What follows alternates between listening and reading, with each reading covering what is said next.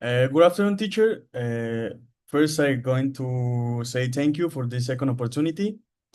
And today I'm going to present again the cells.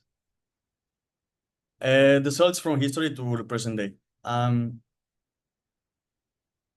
This presentation will take you through their origins, their spread across Europe, their lifestyle, their mythology, and their contribution, and what remains of them today.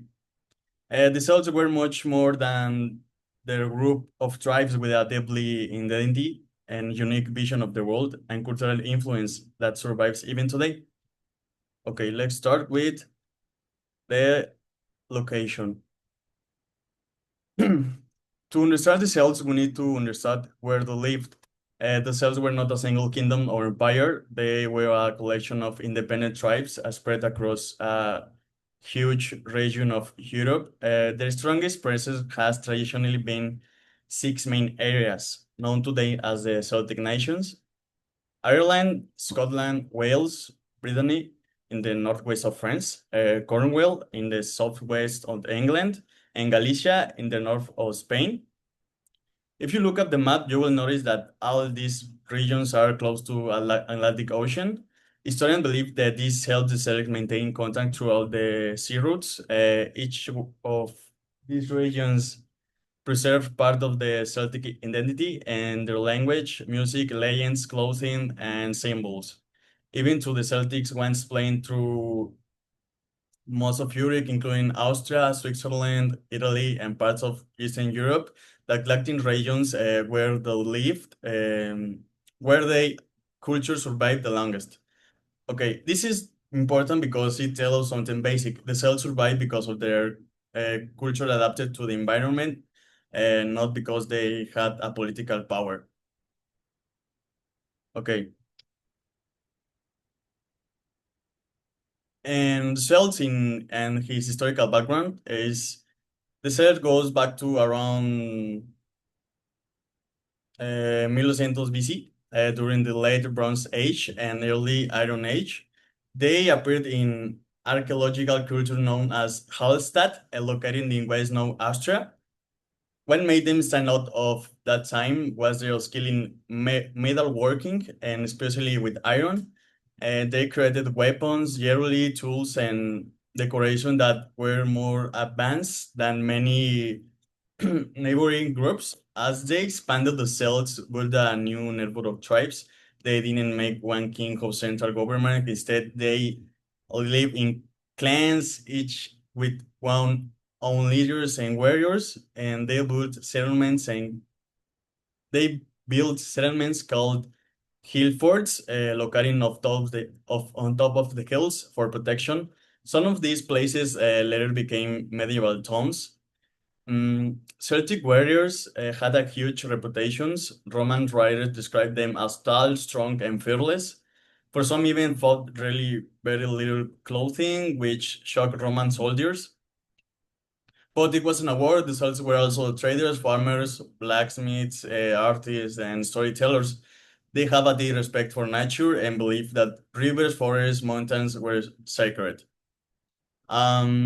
Another part of the Celtic identity has their oral tradition. They didn't write down most of their knowledge. Instead, everything, laws, stories, myths, rituals, was memorized and passed through the Druids, who were like teachers, priests, judges, and philosophers all in one. Even though the Celts were lost their political control, their cultural identity remains strong, and that's why we still talk about them today. Okay. Next, the Celts today, their current situation. I'm going to talk about more about the modern Celtic world. The Celtic exists mainly as a cultural groups, not political ones. The identity is expressed through language, music, art, and physical traditions. In Ireland, Irish Gaelic is taught in schools and spoken in certain regions known as Gaeltacht. In Wales, the Welsh language is incredibly strong. It appears in public signs, TV programs, classrooms, and even social media. In Scotland, Scottish Gaelic is spoken. It's spoke mostly in the Highlands and the Islands. Celtic festivals are a huge deal. For example, Samhain, the ancient Celtic festival of the dead. Another important thing is the music. Is another major part of modern Celtic identity, like bagpipes, harps, twin whistles, and folk bands attracting massive crowds at cultural events. These traditions survive not because they are in history books, because people are actively practice them. Tourism also has a big role. Millions of tourists visit Celtic regions each year to see castle, mountains, island stone circles, and heritage museums. So even though the Celtics don't have a country of their own, their culture is still alive, active, and still evolving. Um, okay. In cultural legacy or cultural contributions, Celtic culture has a surprising big impact on the world we know today.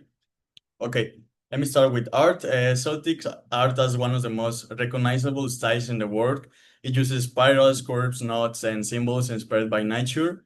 You will see these arts in jewelry, tattoos, clothing, books, video game logos, and a lot of movie costumes. In Celtic music, you can recognize it instantly, bagpipes, drums, flutes, and folk rhythm patterns. Celtic music has influenced modern folk, film soundtracks, and even rock bands.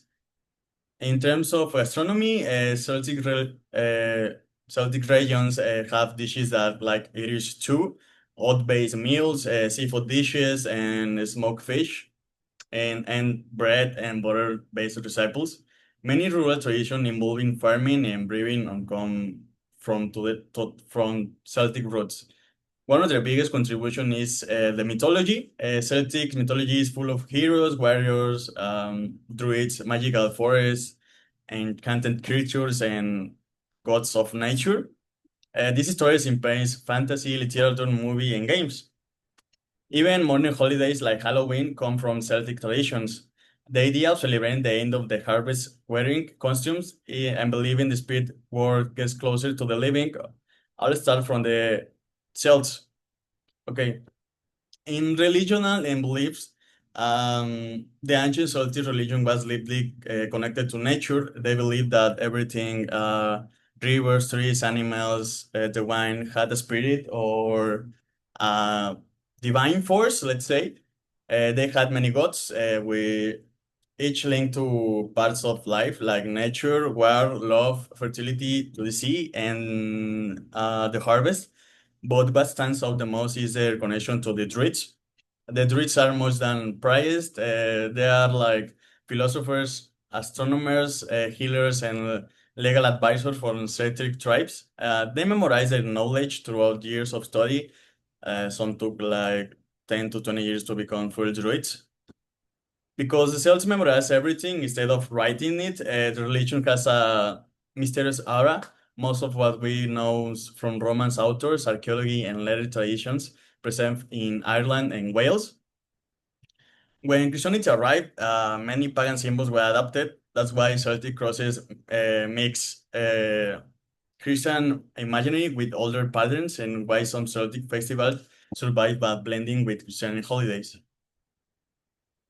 Okay, next, challenges or declines. The decline of the Celt was caused by mainly by two huge forces, like the Roman Empire, which conquered territory and pushed Celtic cultures aside, and the political unification in Europe, which forced two people to speak national language like French or English.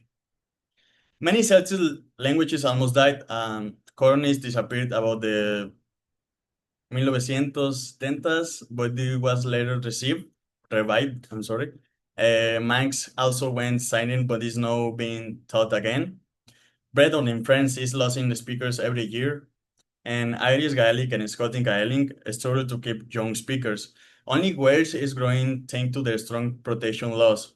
Today, the Celtics world faces challenges are the most important ones, of course, is keeping the minority languages alive, protect the traditional arts, avoiding cultural loss by globalization, and preventing small rural communities from disappearing. Even in these challenges, Celtic revival movements in schools, TV, music, festivals, and tourism are working hard to preserve the culture. Okay, now I'm going to give you a little conclusion. Uh, to conclude, I'm going to say the souls matter because they remind us what culture is not about having an empire or powerful army. It's about identity. Even after losing battles, losing territory, and almost losing their languages, the Celtic spirits survive through music, storytelling, symbols, and community traditions. Celtic culture has a huge impact on European history and continues to influence modern society through art, music, fantasy, design, celebrations. And when we study the cells, we're not just looking at the past, we're looking at the roots of cultural movement that still inspires millions of people. So in the end, the cells didn't disappear, they simply evolved, adapted, and transformed into a cultural identity that's still alive today. And that will be all, teacher. Thank you for your time, and that's it.